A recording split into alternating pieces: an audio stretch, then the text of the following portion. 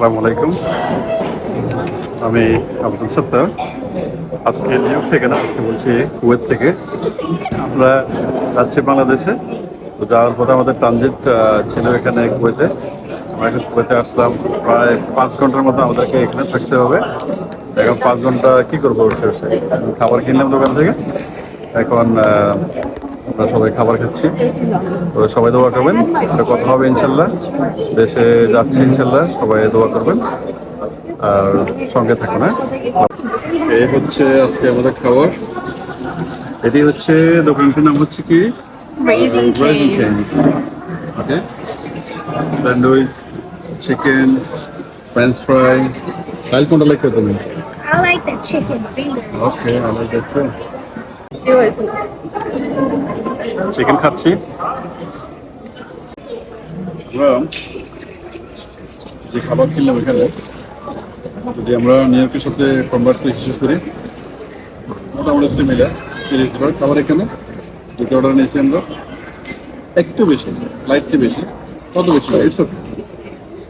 খাবারটা মোটামুটি স্বাদে সুস্বাদু, ভালো ভালো লাগছে না? this is now my favorite fast food restaurant. Favourite good journey. Drinks, right? How much have the juice?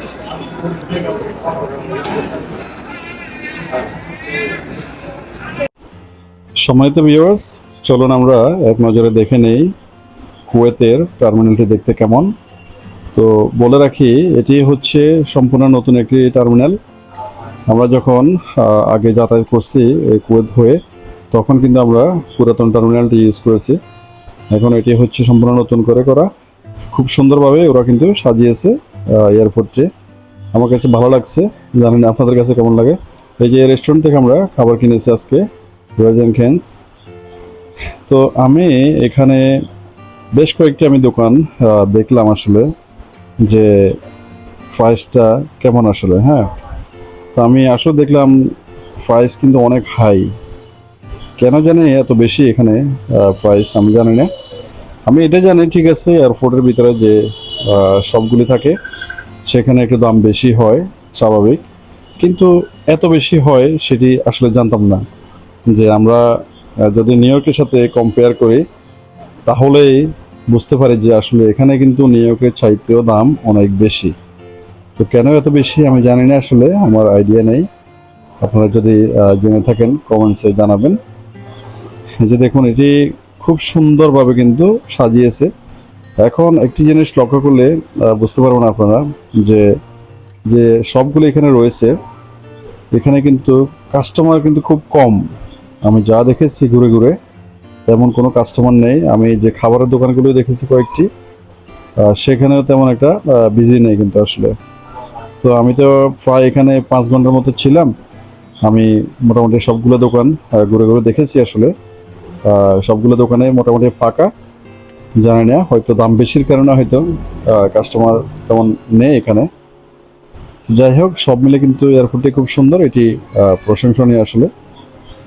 তো আমাদেরকে অনেকক্ষণ আরও ওয়েট করতে হবে আমাদের যে নেক্সট ফ্লাইট সেটি ধরার জন্য।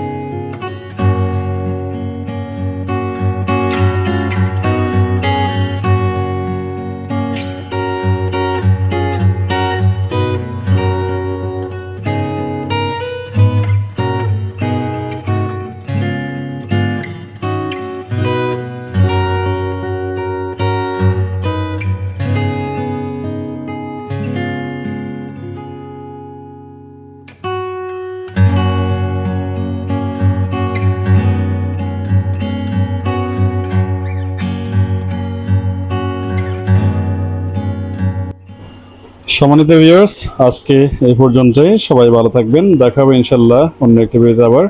সে পর্যন্ত সবাই ভালো থাকেন। আল্লাহ হাফেজ। আসসালামু আলাইকুম ওয়া রাহমাতুল্লাহ।